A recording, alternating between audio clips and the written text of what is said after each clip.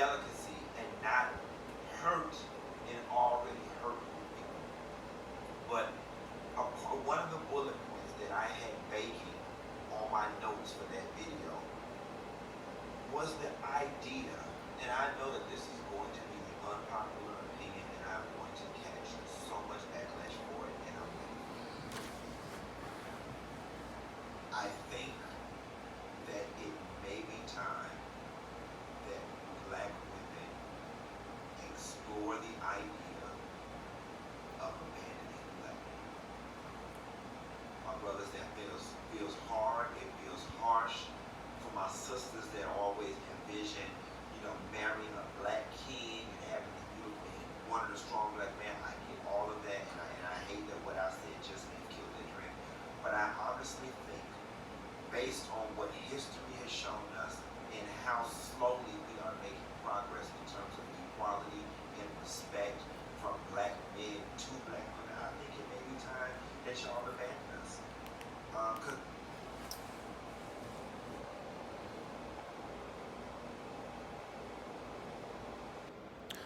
Okay, so we're going to talk about that.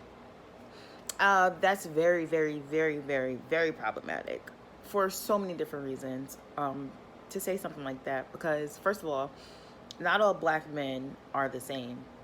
Not all black men go around shooting women at the foot, disrespecting them and all that stuff. That's not true. Not every black man is a Tory Lanez. So I can't get with that. And also, black men are not the only group of men that objectify women and may treat them harshly. Trust me, I've dated men of all races, and honestly, the most abusive one out of them all was the Mexican and the Asian one, and my Jamaican king treats me well. So that's absolutely not true, and I really hate the blanket statements. And I noticed that with Funky Dineva. I love Funky Dineva. I've been in the Funky Bunch for forever. I've been watching his videos forever, and I love him, and he's very intellectual. But one thing that he does that I just really don't like is that he makes these blanket statements about groups of people.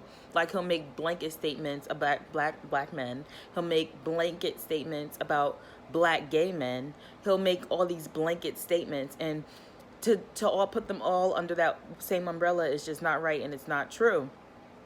I mean, for example, look at Howard Stern.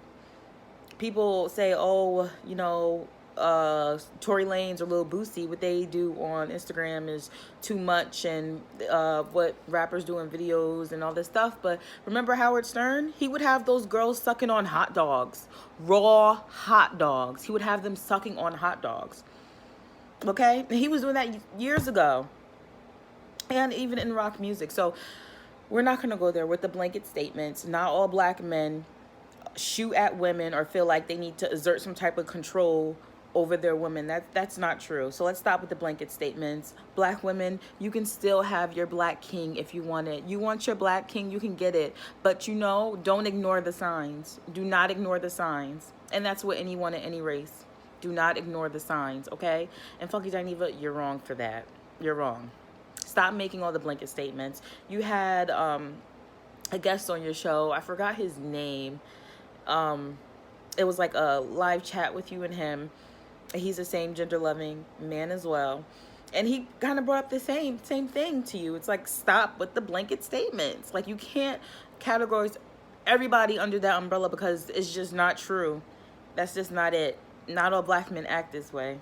Some of them are really good to you. So, I don't know. You know what?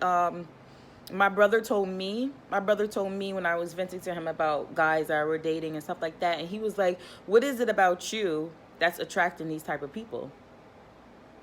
And I think that's something that you maybe need to ask yourself.